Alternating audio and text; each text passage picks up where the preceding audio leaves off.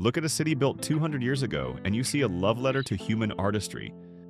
Look at a city built today and you see an Excel spreadsheet brought to life. We used to carve mythology into door handles. We used to treat everyday cutlery like museum artifacts. We transformed functional stone into soaring Gothic cathedrals that took centuries to build. Structures designed for people who would never live to see them finished. Today, we build glass boxes designed to last 30 years before they are torn down and replaced by slightly different glass boxes. Something broke in our collective human consciousness. We stopped building for eternity, and we started building for quarterly earnings. The world didn't just change, it surrendered its soul.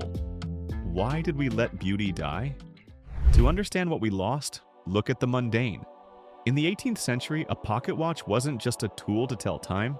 It was an intricate masterpiece of gears, hand-engraved gold, and deliberate artistry. A simple cast-iron lamppost held swirls and flourishes. Windows were framed with delicate stone moldings. Even factory buildings in the late 19th century possessed grand brick facades and decorative archways. There was a fundamental belief baked into civilization. If something exists, it deserves to be beautiful. Fast forward to the present. Walk down any street in any major city on Earth, and you could be anywhere. The distinctive regional flavors of Tokyo, Paris, London, and New York are slowly being erased, smoothed over by the same neutral corporate aesthetic. We live surrounded by smooth drywall, gray vinyl plank flooring, flat screens, and unpainted concrete. We traded ornament for convenience. We traded craft for speed. But how did the transition happen so fast? The death of beauty wasn't an accident. It was an economic and philosophical revolution driven by three massive shifts. First, the Industrial Revolution and mass production. Before machines, everything had to be made by hand. Craftsmanship was the standard because human labor was the primary source of creation. But when assembly lines took over, complex designs became expensive to automate. Flat edges, straight lines, and right angles were easy for machines to cut, press, and replicate. Elegance became a cost liability. Second, the shift from craft to efficiency. In the early 20th century, modernists championed a new mantra: form follows function. On paper, it was a practical idea: strip away unnecessary ornamentation and focus on utility. Architect Adolf Loos famously published an essay titled "Ornament and Crime," arguing that decoration was a sign of a primitive culture. The world took this idea and ran with it to an extreme degree. Architecture stopped trying to inspire awe or evoke emotion.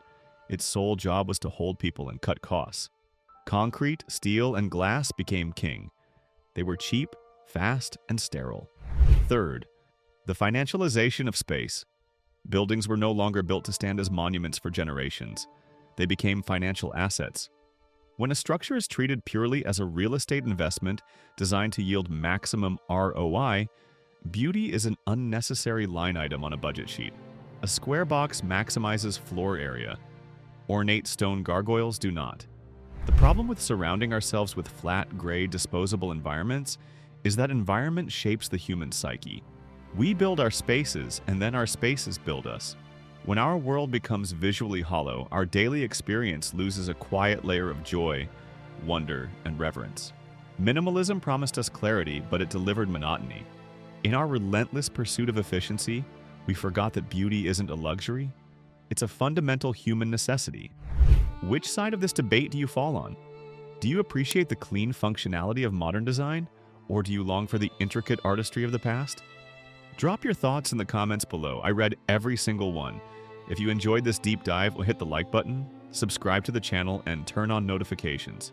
Thanks for watching, and I'll see you in the next video.